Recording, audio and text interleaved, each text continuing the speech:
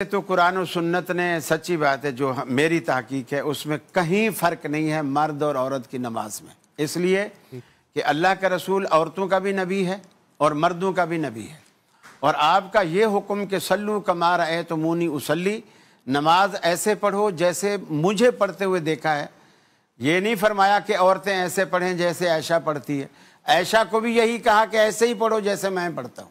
सल्लू कमा रअयतमूनी उसल्ली, जैसे मैं पढ़ता हूँ ऐसे नमाज पढ़ो। अब चूंकि आप मर्दों के भी नबी हैं औरतों के भी नबी हैं, आपने ये तफरीक करके नहीं बताया कि औरत सीने पर हाथ बांधे, मर्द नाफ पर हाथ बांधे, मर्द रफुल दैन ना करें औरत करे, ऐसा कोई तफरीक कोई फ़र्क आपने नहीं बताया। औरतों और मर्दों की नमाज में बिल्कुल फ़र्क है।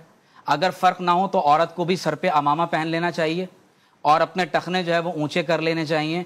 तो ऐसा तो बिल्कुल नहीं है कि 100% मर्दों और औरतों की नमाजें एक जैसी हैं। हाँ, इतना ज़रूर है कि बाज़ उमूर में, जैसे अपने हाथों को कहाँ तक उठाना है, कहाँ बांधना है, किस तरह सजदा अदा करना है, इसमें रिवायात का इख्तलाफ हो सकता है। आप शरह मानिल आसार इमाम तहावी की देख लीजिए। सिर्फ चंद एक अहादीस जो है मैं यहाँ पर बताना ज़रूरी समझता हूँ। हो सकता है कि कारी साहब के नज़दीक वो अहादीस ज़ईफ़ हों, लेकिन ज़ाहिर है कि बाज़ रिवायात मौजूद हैं और उन्हीं की बुनियाद पर हमारे यहाँ जो मुहद्दिसीन हैं या फ़ुक़हा हैं, बिलख़ुसूस आनाफ के जो फ़ुक़हा हैं, वो ये बताते हैं कि इसमें जो है वो फ़र्क होता है। मसलन आप देखिए तो मोजम कबीर की भी रिवायात हैं और मुसन्नफ़ इब्न अबी शैबा की भी रिवायत है कि हज़रत वाइल बिन हुजर रज़ी अल्लाह तआला अन्हु इस हदीस के रावी हैं कि हुज़ूर अलैहि सलाम ने फरमाया कि ए वाइल, जब तुम नमाज पढ़ो तो अपने दोनों हाथों को कानों तक उठाओ और औरत अपने दोनों हाथ अपनी छाती के बराबर उठाए।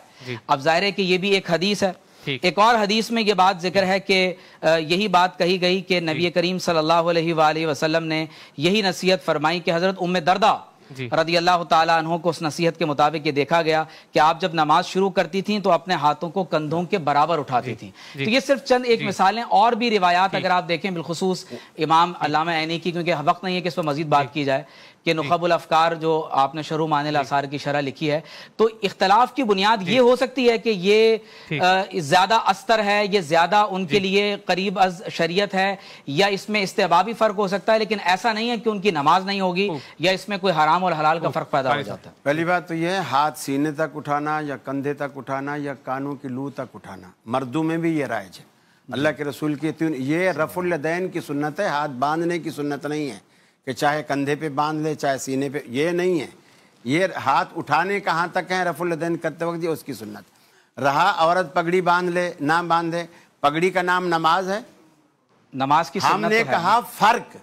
आप बता रहे हो लिबास, लिबास में तो हमेशा फ़र्क है, औरत के टखने नंगे नहीं हो सकते। अब मर्द अगर टखने से नीचे कपड़ा रखे तो आप कहते हो उसकी नमाज नहीं होगी, औरत ऊपर रखे तो नहीं होगी।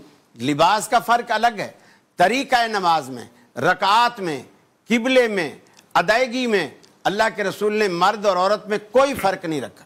दोनों का पैगंबर एक है और एक अगर इस तरह का फर्क है तो उसमें कोई बात ही नहीं है। और जो दूसरा